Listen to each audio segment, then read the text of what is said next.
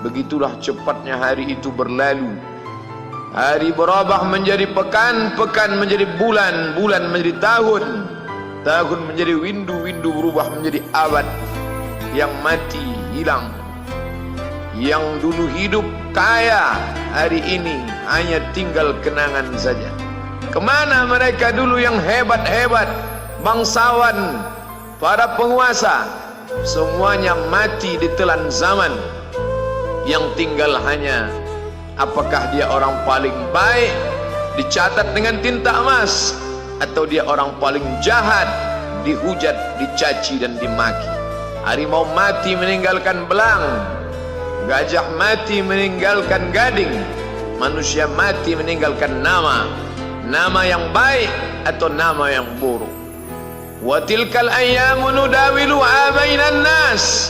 Demikianlah hari demi hari kami pergantikan di antara manusia. Untuk apa hari ini dirubah Allah Ta'ala? Mengapa hari ini datang silih berganti dan kita ada di dalam zaman itu? Liya'lamallahu alladhina amanu. Allah ingin menguji siapa yang imannya tetap istiqamah, siapa yang masih tetap beriman sampai hari ini.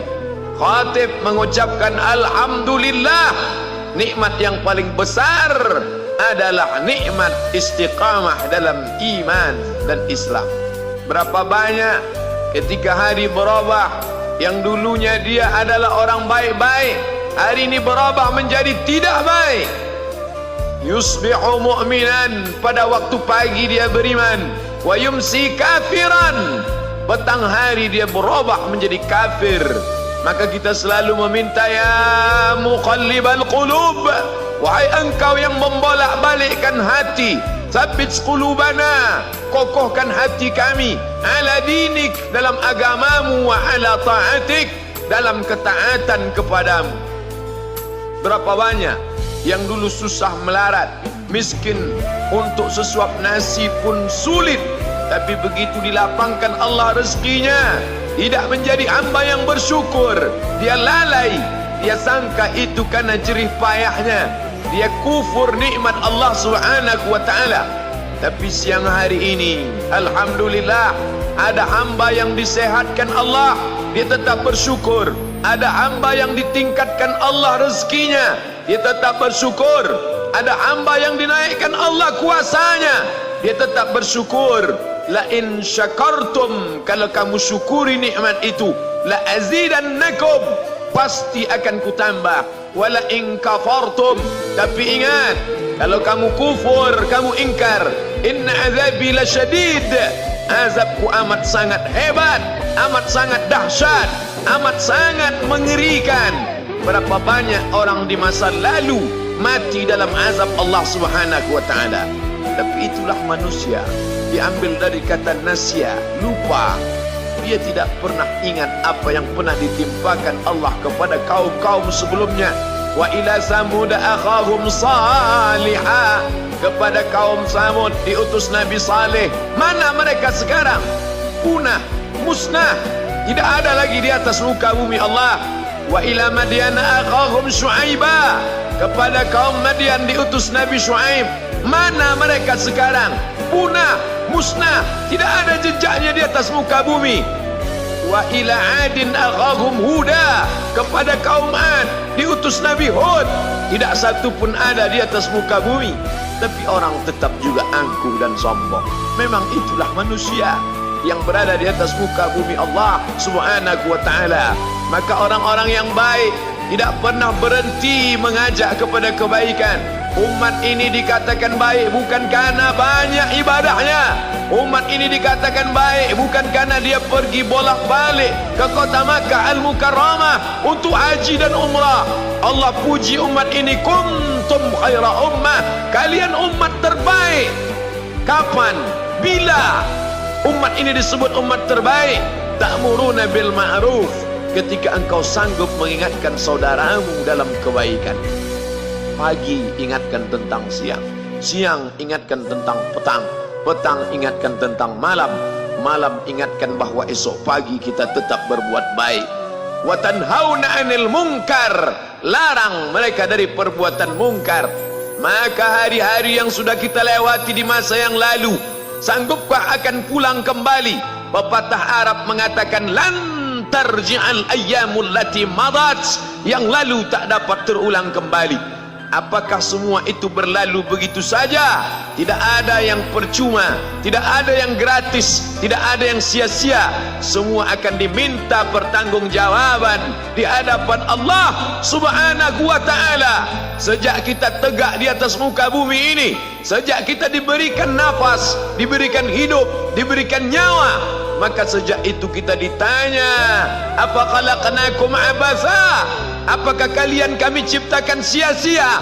Apakah kami sangka? Apakah kamu semua menduga bahwa kami menciptakan kamu lalu kamu tidak akan kembali menghadap kami? Semua akan diminta pertanggungjawaban di hadapan Allah Subhanahu wa ta'ala. Tidak ada kata yang dapat terucap dari lidah orang beriman selain ucapan astaghfirullahaladzim. Ampunkan segala dosaku di masa yang lalu. Aku lalai dan lupa ya Allah. Kami termasuk orang-orang yang menghilangkan usia kami ya Allah. Kami tak tahu ke mana umur kami selama ini. Berapa jam untuk perbuatan dosa, berapa untuk perbuatan maksiat. Padahal ketika tiba masanya, kami semua akan menghadapmu, dan pada saat itu semua akan dihitung menit demi detik. Detik semuanya tak ada yang dapat dari luput panggilan Allah Subhanahu wa ta'ala.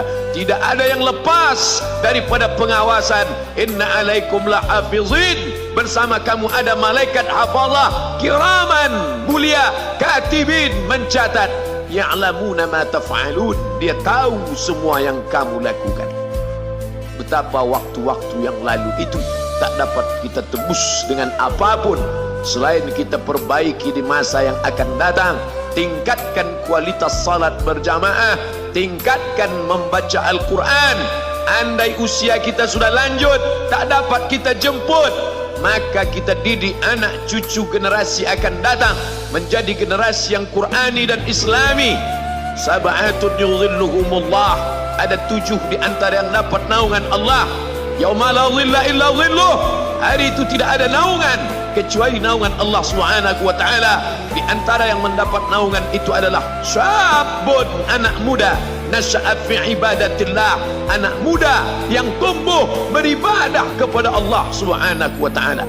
Andai masa muda kita penuh dosa, andai masa muda kita penuh narkoba, andai masa muda kita penuh zina, wal iyadzu billah wa na'udzu billah, jangan sangka Allah tutup pintu taubat. Innallaha la yaghfiru ayyushraka bihi, Allah tak terima taubat orang yang mempersekutukannya.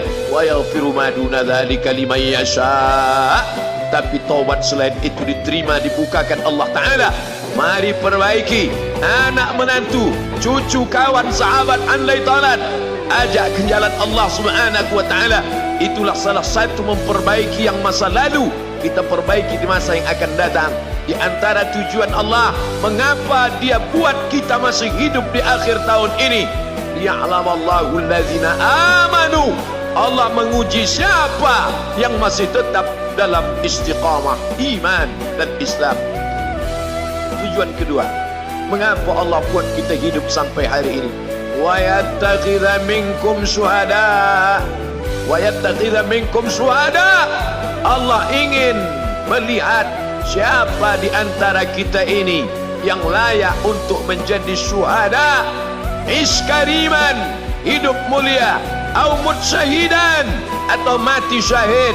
Pilihan orang Islam tidak banyak. Kalau hidup, hidup mulia. Kalau mati, mati syahid. Jangan hidup hina, mati terlunta-lunta, tidak diterima Allah Subhanahu wa ta'ala. Hidup mulia atau mati syahid dipersaksikan oleh para malaikat. Man kharaja fi talabil ilmi, siapa yang keluar rumah dengan niat menuntut ilmu, fahuwa fi sabilillah, maka dia seperti orang yang berjihad fi sabilillah, yang jauh meninggalkan kampung halaman, menuntut ilmu di perantauan. Jangan kau sangka kau anak yang terbuang, engkau adalah seorang syahid. Andai mati dalam perjalanan, maka matimu adalah seorang yang mati syahid.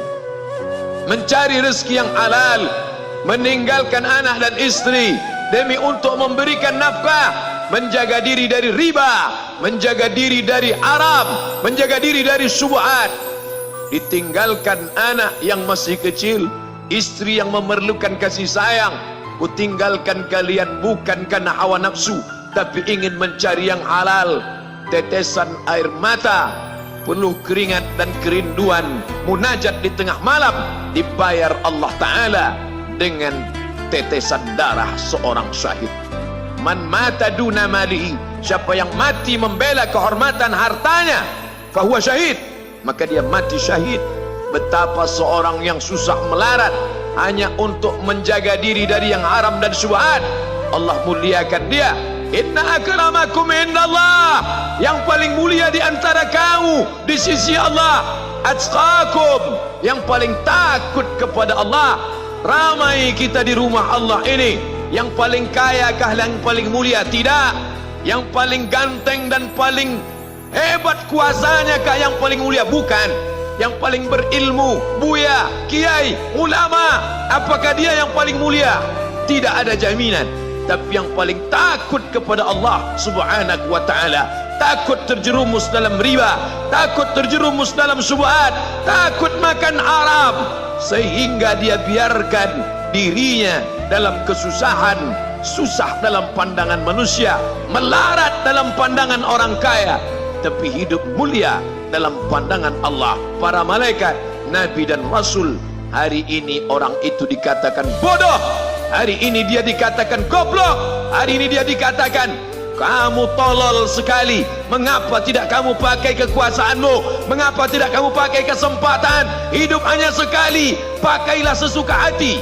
Tapi dia takut kepada Allah Subhanahu wa ta'ala. Pagi dan petang dia katakan, Allahumma ajirna minan nar, Allahumma ajirna minan nar, Allahumma ajirna minan nar. Selamatkan kami, aku, istriku, anakku, keluargaku dari api neraka ya Allah.